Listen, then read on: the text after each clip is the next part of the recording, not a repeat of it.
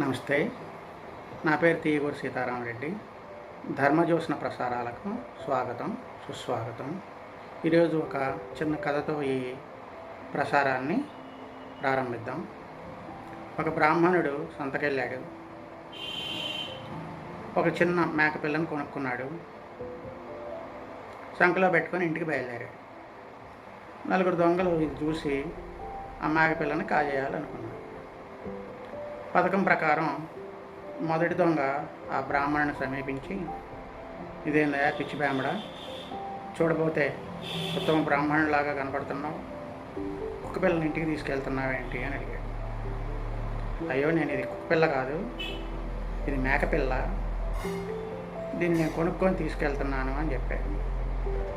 వాడెవడో సంతలో వాడు నిన్ను మోసం చేశాడు, ఇది మేకపిల్ల కాదు కుక్కపిల్ల అన్నాడు.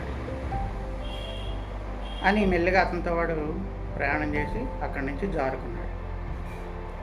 అతనితో ఇక రెండో వాడు కలిశాడు. కొంతసేపటికి వాడు కూడా, ఇదేంటయ్యా బ్రాహ్మణుడా, నువ్వు ఉత్తముడిలాగా కనపడుతున్నావు, మీ ఇంట్లో ఆచారం అది లేదా, ఈ కుక్కపిల్లని తీసుకెళ్తే మీ వాళ్ళు నేను ఇంట్లోకి రానిస్తారా, మీ వాళ్ళు నేను వెలివేస్తారేమో అని భయపెట్టాడు. ఇప్పుడు అనుమానానికి తోడు భయం తోడైంది. ఆ బ్రాహ్మణుడికి నిజంగానే కొద్దిగా అనుమానం వచ్చి, ఎందుకైనా మంచిది చూసుకుందామని జాగ్రత్తగా పరిశీలించి చూశాడు. అది మేకపిల్లే. అయ్యా, ఇది కుక్కపిల్ల కాదు మేకపిల్లే అన్నాడు ఆ బ్రాహ్మణుడు. సరే, నాకెందుకులే, నీ పని ఇంటికి పోయి నాకు ఉంటుందిలే అని చెప్పి ఆ దొంగ అక్కడి నుంచి జారుకున్నాడు. కొంత దూరం వెళ్ళిన తర్వాత మూడవ దొంగ వస్తూనే పెద్దగా నవ్వి ఎగతాళి చేస్తూ, ఏందయ్యా బ్రాహ్మడా, ఇదేంటి, నువ్వు ఈ కుక్కపిల్లని తీసుకెళ్తున్నావు ఇంటికి, మీ సంఘం నేను వెలివేస్తుంది, కుక్కపిల్లని ఏం చేసుకుంటావు అన్నాడు. ఇక భయం ఎక్కువైంది. నిజంగా కనుక ఇది కుక్కపిల్ల అయితే ఇంటికాడ నా పని ఉందే అనే భయం మొదలైంది. దాంతో మళ్ళీ చూసుకున్నాడు. అనుమానం భయం రెండు తోడయ్యేదలికి పరిశీలన తగ్గిపోయి, ఏమో చూద్దాంలే, ఇది మేకపిల్ల కుక్కపిల్ల అని చెప్పి అనుకుంటా వెళ్ళాడు. మొత్తానికి అనుమానం పెరిగింది, భయం పెరిగింది. ఇక తర్వాత నాలుగవ దొంగ ఇంకా పెద్దగా హేళన చేస్తూ, చప్పట్లు కొడుతూ, ఈలలేస్తూ, ఇది కుక్కపిల్ల, ఇది మేకపిల్ల కాదు, ఈ మేకపిల్లని కాకుండా కుక్కపిల్లని తీసుకెళ్తే మీ వాళ్ళందరూ చూసి నవ్వుతారు, ఏలేస్తారు, భయపెడతారు, ఇవన్నీ చెప్పుకుంటా అతని యొక్క మానసిక స్థితిని చిన్నాభిన్నం చేశాడు. దాంతో ఆ బ్రాహ్మడు నిజంగానే ఇది కుక్కపిల్ల అని నమ్మాడు. దాన్ని అవతల పడేసి నదిలో స్నానం చేసి పరిశుభ్రమై ఇంటికి వెళ్ళి, ఈ దొంగలు ఆ మేకను తీసుకెళ్ళి చక్కగా కోసుకొని తిన్నారో ఏం చేస్తున్నారో తర్వాత స్నాక్స్ తెచ్చుకున్నాడు. అప్పుడు దొంగ చూశాడు వండుకోవడానికి మంచి ఉంటుందని. అప్పుడు ఒక అబ్బాయి వచ్చి, ఓ స్నేహాచాలో అన్నాడు, నువ్వు ఎందుకు డాగ్ తీసుకెళ్తున్నా అన్నాడు. ఈ డాగ్ అదే మేక అన్నాడు. వెళ్ళి వదిలేసాను పోయాడు. అప్పుడు ఇంకొక దొంగ వచ్చాడు. అప్పుడు చిచి నువ్వేంటి డాగ్ తీసుకెళ్తున్నా అంటుంటే, ఈ డాగ్ కాదు ఈ మేక అన్నాడు. అప్పుడు ఇంకొక దొంగ వచ్చాడు. అప్పుడు ఆ దొంగ అన్నాడు తెలుసా, చిచి అన్నాడు, నువ్వెందుకు డాగ్ తీసుకెళ్తున్నా అన్నాడు. ఈ డాగ్ అది ఇది షీప్ అన్నాడు. సర్లే అని వదిలేసిపోయాడు. అప్పుడు కింద పడితే మేక వెళ్ళిపోయాడు చూసుకోకుండా. అప్పుడు ఆ దొంగ తీసుకొని వెళ్ళి వండుకొని తినేశాడు.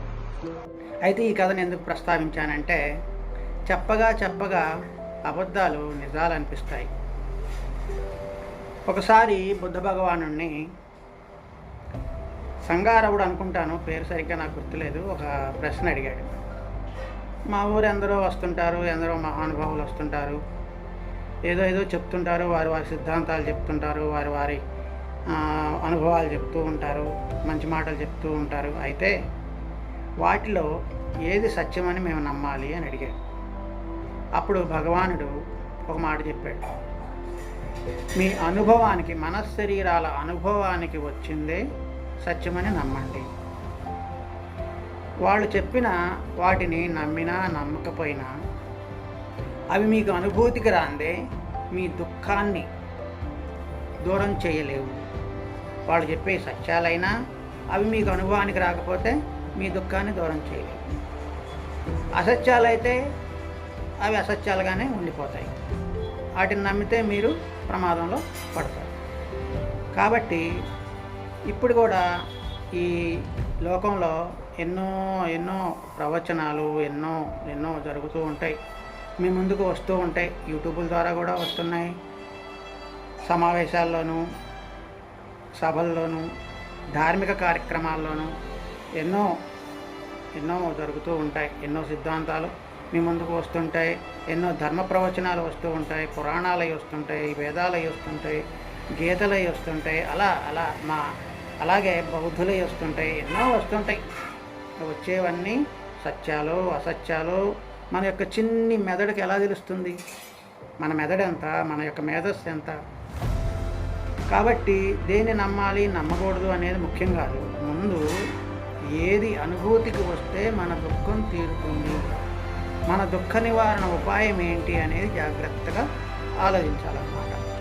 ఆ బ్రాహ్మణుడు కనుక ఆ దొంగలు చెప్పింది విన్నాడు, కుక్కని భావించుకున్నాడు. కుక్కనే అనుమానంతో అది కుక్కే అని నిజమని నమ్మి అవతలవాడు. కానీ ఆ మేకను ఒక దెబ్బేసి చూస్తే లేకపోతే గిల్లి చూస్తే అది మే అని అరిచినప్పుడు ఇది మేక అని నిర్ధారించుకోవచ్చు.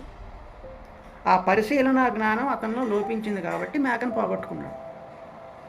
కాబట్టి 1000 అబద్ధాలు చెప్పినా సరే అది సత్యమా కాదా అని పరిశీలించాలంటే స్వానుభూతి ముఖ్యం అన్నమాట. కనుక ధర్మమిత్రులారా, ఎవరైతే మనలో భయాన్ని అనుమానాలని కలిగించి మాటలు చెబుతారో వాటిలో సత్యం ఉండదని బాగా గ్రహించండి. మనలో భయాన్ని రేకెత్తాల్సిన అవసరం వాళ్ళకెందుకు? మన భయాన్ని వాళ్ళు క్యాష్ చేసుకుంటారు, మన అనుమానాన్ని వాళ్ళు క్యాష్ చేసుకుంటారు. వాళ్ళు స్వార్థపూరితమైనటువంటి ప్రసంగాలను చేస్తారు. ఇది బాగా గమనించాలి. అర్హంతలు, బుద్ధులు, సంబుద్ధులు ఎందరో ప్రత్యేక బుద్ధులు సత్యాలను కనుగొని మనకు బోధించారు. వాళ్ళు శుద్ధమైన మనసుతో దాన్ని విస్తృతపరచుకొని మహగ్గత చిత్తాన్నంతా ప్రజ్ఞతో నింపుకొని కార్యకారణ సిద్ధాంతాన్ని ప్రతిపాదించాడు. సంబుద్ధులందరూ ప్రతిపాదించారు. ఈ కార్యకారణ సంబంధంలో భూతకాల కారణానికి సంబంధించింది, వర్తమాన కారణానికి సంబంధించింది, భవిష్యత్ కాల కారణానికి సంబంధించింది 3 విభాగాలు ఉన్నాయి. మనకి వర్తమాన కాలంలోని సత్యం, ఆ కార్యకారణ సంబంధం అనుభూతికి వస్తుంది. దీన్ని మనం పరిశీలించి చూసుకోవచ్చు. ఒక్కసారి కార్యకారణ సిద్ధాంతాన్ని విని ఆ తర్వాత దీని గురించి చెప్పుకుందాం. పటిచ్చ సముపాద మకరందం ఘనయ విద్యాతమస్సున గల్గు సంస్కార సంతతికి సువిజ్ఞాన చేతన విజ్ఞానము వలన నామరూపముల చేత ఆరింద్రియములు ఇంద్రియ సంపర్కము చేత స్పర్శ వలన సంవేదన, వేదనల వలన తృష్ణలు, ఘనతర తృష్ణ చేత పటుతర యుపాదానము పుట్టు, దాని చేత భవమునందు జన్మ చేత రోగ జరా మృత్యు జనిత దుఃఖ సముదయమగు భవదురిత చక్రమిదియే. ఇంకా ఆ భవచక్రం ఎలాంటిదే అంటే భీమమై కామమై భవధామమై తమస్సమ్మోహ సోమమై శ్రమములగుచు చండమై మారు నిదండమై ముక్తికి గండమై ద్వేషాగ్నిగుండమగుచు హంతయై దుఃఖ నియంతయై ఆశ్రవ గంతయై భవలీలారంతయగుచు ఘోరమై సామిషసారమై మోఘ నిశాచరమై మనోభారమగుచు ఘనయ విద్యమాటున వేగ గదలుచుండు దుఃఖ సముదయ భవ దుశ్చక్రంబు సర్వభయద చక్రంబు హృదయతాప దురిత భవచక్రమిది ఘనమారుని ఆయుధంబు. దీని విషయం చెప్పుకునే ముందు అసలు దీన్ని ఎందుకు ప్రస్తావించానంటే, కార్యకారణ సంబంధం ఉన్నదాన్నే అనుభూతికి తెచ్చుకోవాలి, దాన్నే నమ్మాలి అనే విషయం చెప్పుకున్నాం.